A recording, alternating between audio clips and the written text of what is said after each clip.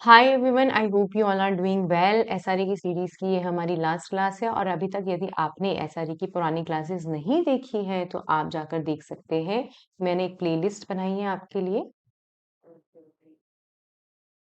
Specific relief act के name से। आपको मेरे यूट्यूब चैनल पे स्पेसिफिक रिलीफ एक्ट के नाम से प्लेलिस्ट मिल जाएगी। जो आज का हमारा टॉपिक है, इम्पोर्टेंट टॉपिक है एंड लास्ट क्लास है, ये इसलिए 36 से लेकर 42 है।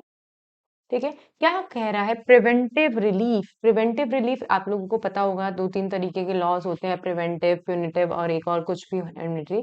अब ये है प्रिवेंटिव रिलीफ, मतलब किसी चीज को होने से पहले ही रोक देना। प्रिवेंटिव मतलब रोकथाम, पहले से ही किसी, जैसे कोई आपने कभी सुना होगा प्रिवेंटिव लॉ। प्रिवेंटिव लॉ है, सीआरपीसी में भी आपने पढ़े होंगे चैप्टर।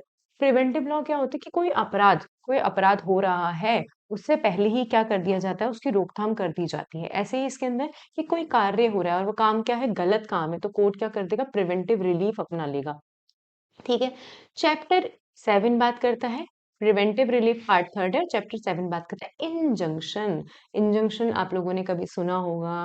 ठीक है। अब इंजंक्शन की डेफिनेशन बेरेक में नहीं दे रखी है, लेकिन इंजंक्शन क्या होता है? इंजंक्शन एक तरीके की क्या है, जुडिशियल प्रोसीडिंग है। लॉर्ड्स वेरी ने क्या बोला है? इंजंक्शन एक तरीके की क्या है, जुडिशियल प्रोसीडिंग है, जिसमें किसी पार्टी को क्या दिया जाता है, ऑर्डर दिया जाता है कि आप एक काम करो या एक काम मत करो। ठीक है। और लगा हुआ है कि to do a specific act or not to do a specific act. और इसमें आपको क्या याद रखना है कि इंजंक्शन क्या है, एक तरीके की जुडिशियल प्रोसीडिंग है। डन। अब आते हैं जो बेयर एक्ट में लिखा हुआ है, सेक्शन 36। सेक्शन 36 बोल रहा है कि प्रिवेंटिव रिलीफ हाउ ग्रांटेड। तो ये क्या बोला कि प्रिवेंटिव रिलीफ हाउ ग्रांटेड, तो ये जो ग्रांट होती है ये होती है डिस्क्रिशन ऑफ कोर्ट। मीन्स आपको मैंने कई बार बोला, डिस्क्रिशन ऑफ कोर्ट मीन्स यहाँ पर्सन इंटाइटल नहीं है, मतलब पर्सन को एग्जैक्ट अधिकार नहीं है। ये कोर्ट का डिस्क्रिशन है कि प्रिवेंटिव रिलीफ प्रदान करनी है या नहीं करनी है। फिर कैसे कैसे देगा कोर्ट? टेम्पररी और परपेचुअल इंजंक्शन से। ठीक है। डन। आपको याद हो गया होगा सेक्शन 36 कि प्रिवेंटिव रिलीफ क्या है, डिस्क्रिशन ऑफ कोर्ट है, और कोर्ट किस तरीके से प्रिवेंटिव रिलीफ प्रदान करेगा, दो तरीके के इंजंक्शन देके, टेम्पररी एंड परपेचुअल। ठीक है। और इस केस में सेम ही कहा था कि ये क्या है, कोर्ट का डिस्क्रिशन है। रवि सिंह वर्सेस मनाली सिंह। आते हैं हम सेक्शन 37 पे। सेक्शन 37 आते हैं, टेम्पररी एंड परपेचुअल इंजंक्शन। क्या बोल दिया कि टेम्पररी इंजंक्शन, आपको पता ही चल रहा है नाम से, टेम्पररी टेम्पररी चीज है कोई, कि टेम्पररी इंजंक्शन एक इस तरीके का इंजंक्शन है। अब नॉर्मली समझिए कि यार ये कुछ पर्टिकुलर टाइम के लिए चलेगा, बाद में रुक जाएगा। फिर या कोर्ट जब ऑर्डर देगा तब रुक जाएगा। ठीक है। और ये किसी भी स्टेज पे दिया जा सकता है, सूट की किसी भी स्टेज पे दिया जा सकता है। और ये जो टेम्पररी इंजंक्शन है, आप यदि चैप्टर 38 पढ़ेंगे सीपीसी का, तो चैप्टर 38 भी डील करता है टेम्पररी इंजंक्शन से। पढ़ लेते हैं मेरे कि temporary injunction are such which continues until a specific time. कि जो टेम्पररी इंजंक्शन है वो एक स्पेसिफिक टाइम के लिए क्या रहते हैं, कंटिन्यू रहते हैं। और until the further order of the court, या कोर्ट फर्दर ऑर्डर दे तब तक के लिए रहते हैं। और ये कोर्ट, ये क्या है, कोर्ट सूट की किसी भी स्टेज पे क्या कर सकता है, ग्रांट कर सकता है, और regulated by civil procedure code 1908। आपने ये तो पढ़ लिया कि टेम्पररी इंजंक्शन क्या होते हैं, लेकिन आपको क्या चीज ध्यान रखनी है कि कोर्ट टेम्पररी इंजंक्शन देते टाइम किन किन फैक्टर्स को ध्यान में रखेगा। आप जाके बोले कि सर ये जो पड़ोस वाला है घर बना रहा है, मुझे नुकसान हो रहा है, कोर्ट थोड़ा ध्यान तो देगा। ऐसे थोड़ी है कि नुकसान हो रहा है तो ला वो दूसरे वाले पर्सन को क्या कर दे, टेम्पररी वो ऐसे बोल दे कि नहीं तू घर नहीं बनाएगा, तू बिल्डिंग नहीं बनाएगा। ऐसा थोड़ी है, कोर्ट को कुछ चीजें तो फैक्टर्स तो ध्यान रखने पड़ेंगे। फर्स्ट फैक्टर जो ध्यान रखा जाता है वो ध्यान रखा जाता है प्राइमा फेसी केस। ये कोर्ट है। ठीक है। कोर्ट है, कोर्ट सामने देख के लग रहा है कि प्राइमा फेसी केस लग रहा है कि यार ये जो एप्लीकेंट आया है मेरे पास में, एप्लीकेंट आया है, उसके पास में सफिशिएंट एविडेंस है, सफिशिएंट एविडेंस है कि इसको नुकसान हो रहा है। तो क्या लिखा हुआ है, it means on the face of it, कि भाई जो एप्लीकेशन है उसके फेस पर पर्सन को, या पर्सन क्या है, सफिशिएंट एविडेंस लाया है रिकॉर्ड के लिए, जो उसे एंटाइटल कर रहे हैं प्राइमा फेसी रिलीफ के लिए। तो फर्स्ट पॉइंट आपको याद हो गया। Prima facie case. Second, balance of convenience. Balance of convenience क्या मतलब है कि कोर्ट को इनिशियली देखने से क्या लग रहा है कि ये जो केस है, ये जो केस है, ये प्लेंटिफ है जिसने एप्लीकेशन लगाई है कि सर मुझे टेम्पररी इंजंक्शन दे दीजिए, ये उसके फेवर में ही जाएगा। ठीक है, पढ़ते हैं क्या लिखा हुआ है। It refers that at the initial stage the case is in a favourable inclined towards the plaintiff, कि कोर्ट को क्या लग रहा है कि this is favourable inclined toward the plaintiff. अब इररिपेयरेबल इंजरी, शब्द से ही पता चल रहा है कि यदि इस पर्सन को हमने रिलीफ नहीं दिया, इस पर्सन को इस तरीके का नुकसान होगा, वह नुकसान को रिपेयर नहीं किया जा सकता। मतलब मान लीजिए फॉर एग्जांपल कि इस पर्सन को ऐसा नुकसान हुआ है, यदि हम इसको बाद में पैसे भी देंगे ना, कंपनसेशन भी दे देंगे ना, तो भी क्या होगा, ये इंसान रेस्टिट्यूशन की पोजीशन में तो नहीं आ सकता, मतलब उसको उस स्थिति में नहीं लाया जा सकता पैसे देने के बाद भी जिसमें वो पहले था। उसको इस तरीके की इंजरी होगी जो रिपेयर नहीं हो सकती है। कोर्ट इन तीन चीजों का क्या करता है, ध्यान रखता है। पढ़ लेते हैं। It means if the plaintiff seeking relief is left with no relief, कि प्लेंटिफ जो रिलीफ मांग रहा है उसे कोई रिलीफ नहीं दी गई। The injury shall be such which can not be remedied, की इंजरी इस तरीके की होगी जिसे रेमेडी नहीं किया जा सकता। Even the compensation would not be able to put the plaintiff in same position. Then आप लोगों को समझ में आ गया होगा। अब बात करते हैं आगे। फिर मैंने आपको बता ही दिया ऑर्डर 39, मैंने ऊपर गलत बोल दिया था, ऑर्डर 39 ऑफ सीपीसी में दे रखा है। ठीक है, क्या बोल दिया कि procedural requirement to fulfil granting temporary injunction किससे डिटरमाइन हुआ है, ऑर्डर 39 सिविल प्रोसीजर कोड। अब खुद ही देखिए कोर्ट को क्या लग रहा है कि जो subject matter of the suit है, subject matter of the suit है, मतलब जो मेन जो मुद्दा है वो केस का, यदि मैंने टेम्पररी इंजंक्शन नहीं दिया, वो क्या होगा, वेस्ट हो जाएगा, डैमेज हो जाएगा, या कोई पार्टी उसको क्या कर देगी, एलिनेट कर देगी। तो कोर्ट क्या दे देगा, टेम्पररी इंजंक्शन दे देगा। फर्स्ट पॉइंट पढ़ते हैं। That the property constituting the subject matter of the suit is under the apprehension of being wasted, damaged or alienated by any party to the suit। आपको इसमें word याद रखना है, any party, मतलब court को ऐसा लग रहा है कि कोई भी पार्टी इस सब्जेक्ट ऑफ द सूट को वेस्ट कर देगी, डैमेज कर देगी, एलिनेट कर देगी, तो कोर्ट क्या दे देगा, टेम्पररी इंजंक्शन दे देगा। सेकंड पॉइंट में आपको याद रखना है, सेकंड में भी डिफेंडेंट है एंड थर्ड में भी डिफेंडेंट है, फर्स्ट में एनी पार्टी। आरजेएस 2021 में एक क्वेश्चन आया था टेम्पररी इंजंक्शन से रिलेटेड, तो आपको एसआरए प्लस सीपीसी ये सब लिखना था। ठीक है, 6 नंबर का क्वेश्चन था, 6 मार्क्स का क्वेश्चन। अब that the defendant threatens or intends to remove or disposes of his property with intent to defraud his creditor, मतलब डिफेंडेंट क्या कर रहा है, अपने क्रेडिटर्स के साथ में फ्रॉड करने के इंटेंशन से क्या करना चाह रहा है, उस प्रॉपर्टी को रिमूव करना चाह रहा है या डिस्पोज ऑफ करना चाह रहा है। तो कोर्ट क्या कर देगी, उस इंसान को जो प्लेंटिफ है उसे दे देगी टेम्पररी इंजंक्शन। थर्ड पॉइंट में भी डिफेंडेंट है कि डिफेंडेंट क्या करना चाह रहा है, प्लेंटिफ को इंजरी कॉज करना चाह रहा है, वो उसको डरा रहा है कि मैं तुझे क्या कर दूंगा, डिस्पजेस कर दूंगा या तुझे इंजरी कॉज कर दूंगा। कोर्ट क्या करेगी, इन सारी बातों के बाद में, सेटिस्फाई होने के बाद में टेम्पररी इंजंक्शन का ऑर्डर दे देगी। आई होप समझ में आ गया होगा। टेम्पररी वर्ड से क्या पता चल रहा है, टेम्पररी इंजंक्शन, और ये क्या होता है, किसी भी स्टेज पे दिया जा सकता है और एज एन ऑर्डर फॉर्म में होता है। ठीक है, अब हम बात करते हैं परपेचुअल इंजंक्शन। क्या बात कर रहे हैं, परपेचुअल इंजंक्शन, नाम से पता चल रहा है, मतलब हमेशा के लिए। तो कोई चीज हमेशा के लिए होगी तो वो किस फॉर्म में होगी, डिक्री के फॉर्म में होगी। डन, सिंपल सा आपको याद रखना है कि कोई चीज हमेशा के लिए होगी तो डिक्री के फॉर्म में होगी। यदि आप जज बन के बैठे हैं और आपको परपेचुअल इंजंक्शन देना है तो आप एवं ही तो नहीं दो दोगे, आप सारे सबूतों और गवाहों को मद्देनजर करते हुए मेरिट्स ऑफ द सूट पे दोगे।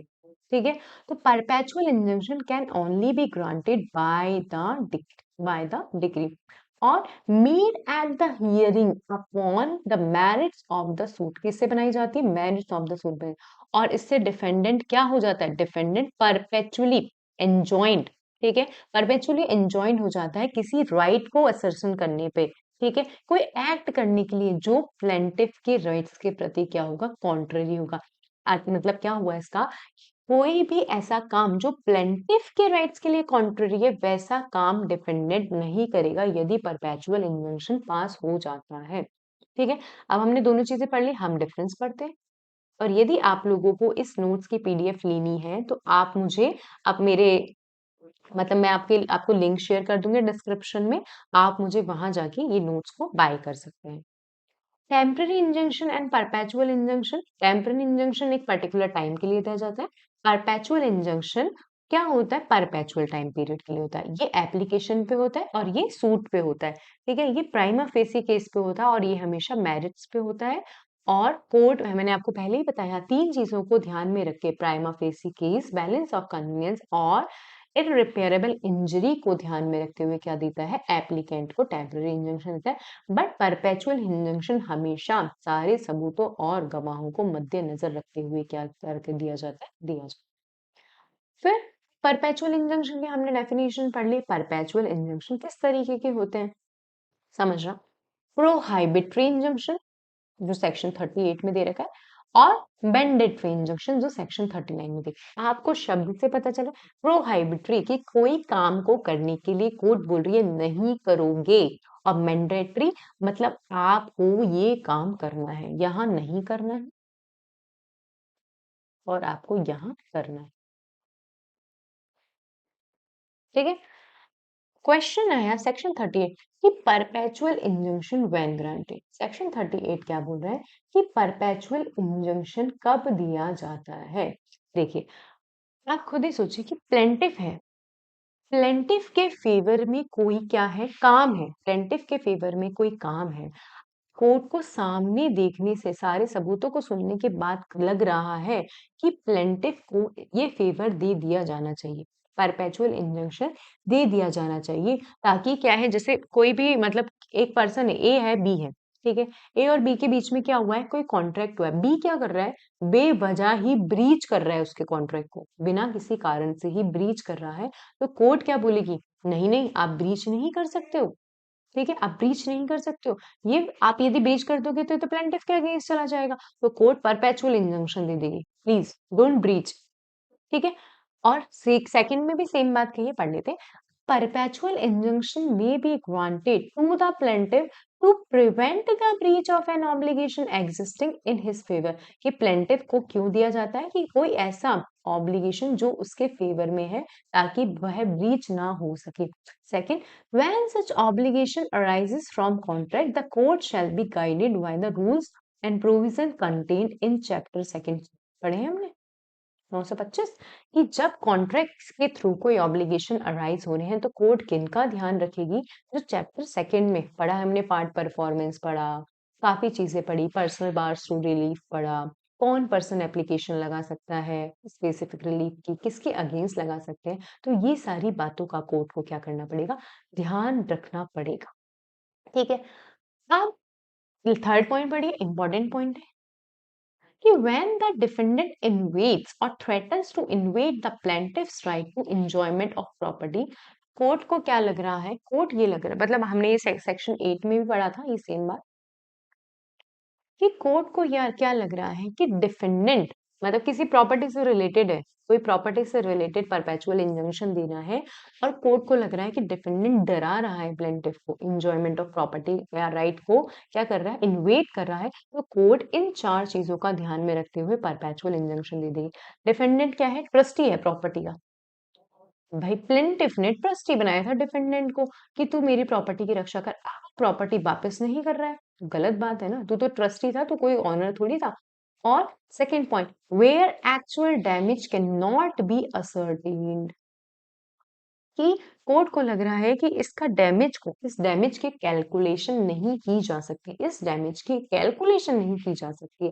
Third point, where compensation in money would not afford adequately, कि यदि मैं कॉम्पनसेशन भी दे दूंगा, पैसे दे दूंगा, इसको सफिशिएंट रिलीफ नहीं मिलेगा, यहाँ पे मुझे इंजंक्शन ही देना पड़ेगा। फिर where the injunction is necessary to prevent a multiplicity of judicial proceeding. ठीक है, मल्टीप्लिसिटी ऑफ जुडिशियल प्रोसीडिंग को रोकने के लिए भी कोर्ट क्या कर देगी, परपेचुअल इंजंक्शन दे देगी। ठीक है, बसंती वर्सेस प्राणनाथ में कहा था where there is a legal right then perpetual injunction could be given, कि जहां एक लीगल राइट है तो परपेचुअल इंजंक्शन दिया जा सकता है। राज महेश्वर दयालनाथ वर्सेस युवराज दत्त में कहा था ये कोर्ट का डिस्क्रिशन है कोर्ट का डिस्क्रिशन है कि वो परपेचुअल इंजंक्शन दे भी सकता है और नहीं भी दे सकता। डन, आई होप समझ में आ गया होगा। अब नाम से पता चल रहा है मैंडेटरी इंजंक्शन। मैंडेटरी मतलब करना है, आपको ये काम तो करना ही है। पॉजिटिव असर्शन, एक होता है नेगेटिव। नेगेटिव मैंने आपको क्या बताया था, प्रोहाइबिटरी, कि नहीं करना है। मैंडेटरी मतलब करना ही पड़ेगा। तो कोर्ट को क्या लग रहा है कि where court requires affirmative action should be taken, ये कोर्ट को लग रहा है कि अफर्मेटिव एक्शन लिया जाना चाहिए। क्यों लिया जाना चाहिए, prevent the breach of obligation. तो कोर्ट क्या करेगा, अपने डिस्क्रिप्शन पे इंजंक्शन प्रोवाइड करा देगा। मैंडेटरी मतलब सिंपल से याद है कि कोर्ट को लग रहा है कि ये काम मुझे करवाना है, तो कोर्ट क्या कर देगा, मैंडेटरी इंजंक्शन प्रोवाइड करवा देगा। देखिए सेक्शन नंबर 40 क्या बात करता है, देखिए ये बोल दिया सेक्शन नंबर 40 कि अभी कोर्ट क्या कर रहा है, परपेचुअल इंजंक्शन का जो हम सेक्शन 38 में पढ़ के आए और 39 में पढ़ के आए, तो ऐसा है समझना कि प्लेंटिफ को लग रहा है कि मुझे सिर्फ यदि इंजंक्शन का ऑर्डर मिल गया, मतलब मेरे फेवर में यदि इंजंक्शन का ऑर्डर आ गया तो ये सफिशिएंट नहीं है, मुझे डैमेज भी क्लेम करना चाहिए। मैं 4 साल से इसके पीछे भाग रहा हूँ, तो मेरी मनी, मेरे माइंड, ठीक है, मेरे फिजिक्स, इन सब की भी तो कीमत है, तो मुझे क्या करें, मुझे डैमेज दे दो। ठीक है, इस इंजंक्शन के साथ में या कोर्ट क्या वो क्या बोल सकता है कि मुझे सब्स्टिट्यूशन में डैमेज दे दो। यदि आप परपेचुअल इंजंक्शन मतलब या मैंडेटरी इंजेक्शन नहीं दे रहे हो, तो आप मुझे एक काम करो, डैमेज तो प्रोवाइड करा दो। क्या बोल दिया, if the plaintiff in a suit for perpetual injunction under section 38 or mandatory injunction under section 39 may claim damage, या तो एडिशन में मांग सकता है या सब्स्टिट्यूशन में मांग सकता है, और कोर्ट में है मतलब कोर्ट का डिस्क्रिप्शन है, कोर्ट क्या कर देगी, इस डैमेज को प्रोवाइड करा देगी। ठीक है, इस डैमेज को कोर्ट क्या करा देगी, प्रोवाइड करा देगी। ठीक है, और लेकिन जब तक पार्टी क्लेम नहीं करेगी डैमेज को, तब तक कोर्ट प्रोवाइड नहीं कराएगी रिलीफ। मांगना भी तो बनता है, कोई चीज आपको चाहिए तो आपको मांगना बनता है, और यदि पार्टी रिक्वायर करे, ठीक है, तो कोर्ट उसको अलाउ कर सकती है कि हाँ ठीक है, अमेंड कर दे प्लान को, मांग ले तू बाद में, अमेंड कर दे, मांग ले। और यहाँ पे इंपॉर्टेंट बात है कि यदि आपका इंजंक्शन का सूट डिसमिस हो गया, भाई आपका जो मेन मुद्दा था वही डिसमिस हो गया, आप राइट टू सू क्लेम नहीं कर सकते। आपके राइट टू सू का या right to sue for damage का अधिकार भी खत्म हो गया। ठीक है, अब आ जाइए सेक्शन 41। आरजेस 21 में यही क्वेश्चन आया था कि इंजंक्शन क्या होता है और इंजंक्शन को कब रिफ्यूज किया जा सकता है। हाँ देखिए, समझने की बात करना कि आप इंजंक्शन, एक पर्सन को आप बोल रहे हो कि सर इसको कोर्ट में जाने से रोको, इसको जुडिशियल प्रोसीडिंग में जाने से रोको, इसको किसी लेजिस्लेटिव बॉडी में जाने से रोको, तो कोर्ट बोलेगा कि भाई उसका अधिकार है, या मैंने संविधान में अधिकार दे दिया, तुम कौन होते हो मुझे बोलने वाले कि मैं इसको रोकूं। तो ए बी सी, देखते हैं डी पॉइंट भी सेम बात करता है क्या। ठीक है, A B C D same बात करते हैं कि कोर्ट उस पर्सन को इंजंक्शन नहीं प्रोवाइड कराएगा जो पर्सन क्या क्लेम कर रहा है कि to restrain any person from prosecuting a judicial proceeding. ठीक है, जुडिशियल प्रोसीडिंग में जाने से रोक रहा है। ठीक है, second point, to restrain any person from instituting or proceeding any proceeding in the court, कि किसी कोर्ट में प्रोसीडिंग लाने से रोक रहा है, किसी कोर्ट में प्रोसीडिंग लाने से रोक रहा है, तो कोर्ट बोलेगी आप कौन होते हो किसी को कोर्ट में जाने से रोकने के लिए। तो restrain any person from applying to any legislative body, किसी लेजिस्लेटिव बॉडी में जाने से रोक रहा है तो आपको ही नहीं होते। And to restrain any person from instituting or prosecuting any proceeding in criminal matter, कि कोई पर्सन क्रिमिनल मैटर में क्या करना चाह रहा है, क्रिमिनल मैटर में केस लगाने जा रहा है, आप उसे नहीं रोक सकते। तो आपको 4 पॉइंट याद हो गए? ठीक है, judicial proceeding, court, fourth number criminal proceeding, third number legislative body. ठीक है, ये 4 जगह जाने से आप कोर्ट में नहीं जा सकती कि सर मुझे इंजंक्शन दो, मैं इस पर्सन को इन 4 जगहों पे जाने से क्या कर रहा हूँ, रोकना चाह रहा हूँ। अब देखिए, prevent the breach of contract of the performance of which would not be specifically enforced, कि एक कॉन्ट्रैक्ट की परफॉर्मेंस स्पेसिफिकली एनफोर्स नहीं की जा सकती, मतलब एक कॉन्ट्रैक्ट को स्पेसिफिकली एनफोर्स नहीं किया जा सकता, तो अब आप उसके लिए इंजंक्शन थोड़ी लोगे, नहीं ले सकते आप इंजंक्शन। तो सेम बात यही कह रहा है ई पॉइंट कि prevent the breach of contract the performance of which would not be specifically enforce. ठीक है, अब मैं बोल रहा हूँ कि सर ये न्यूसेंस रोक दो, न्यूसेंस जानते हो, सर ये यहाँ पे दंगा फसाद हो रहा है, आप इसको रोक दो। ठीक है, लेकिन क्लियर ही नहीं है, कोर्ट को क्लियर ही नहीं है कि एक्चुअल में न्यूसेंस हो रहा है क्या। तो देखिए, तो prevent on the ground of nuisance an act of which is not reasonably clear that it will be a nuisance, कि एक न्यूसेंस होने की संभावना है, कोर्ट को क्लियर, कोर्ट में जा रही हूँ, सर इस न्यूसेंस को रोक दीजिए, ये होगा तो बहुत नुकसान होगा, कोर्ट बोलेगा सामने जो दिख रहा है कोई न्यूसेंस नहीं होगा, तो an act of which is not a reasonably clear that it will be a nuisance. ठीक है, तो अब देखिए, मैं प्लेंटिफ हूँ, मैं एक काम में क्या कर रही हूँ, मैं एक काम में खुद ही सहमति दे रही हूँ, अब खुद जाके कोर्ट में बोल रही हूँ कि सर ये काम है ना, रुकवा दीजिए, तो कोर्ट क्या बोलेगा, तो इस काम का हिस्सा है ना, तो उन्हें खुद ने अपनी सहमति दी है, तो मैं कैसे रुकवा दूं। तो यही बोल रहे हैं, तो prevent a continuing breach in which plaintiff has acquiesced, कि आपने आपने खुद ने सहमति प्रदान की है, तो मैं कैसे रुकवा सकता हूँ। ठीक है, when equally efficacious relief can certainly be obtained any other usual mode of proceeding except in case of breach of trust, कि आपके पास में अदर रेमेडी अवेलेबल है, अगर रेमेडी अवेलेबल है तो आप क्या नहीं करवा सकते, टेम्पररी इंजंक्शन का ऑर्डर नहीं दिया जा सकता। और अभी हमने पढ़ा 2018 से जुड़ा है कि इंफ्रास्ट्रक्चर जो प्रोजेक्ट होते हैं, इंफ्रास्ट्रक्चर प्रोजेक्ट में कितना पैसा लग जाता है गवर्नमेंट को, और यदि हम इंजंक्शन ले लेंगे तो क्या करेगा, it would impede or delay the progress, तो कोर्ट मना कर देगा कि नहीं मैं इंजंक्शन नहीं दूंगा। If it would impede or delay the progress or completion of any infrastructure project or interfere with the continued provision of relevant facility, इतना नहीं पढ़ना है अपन को।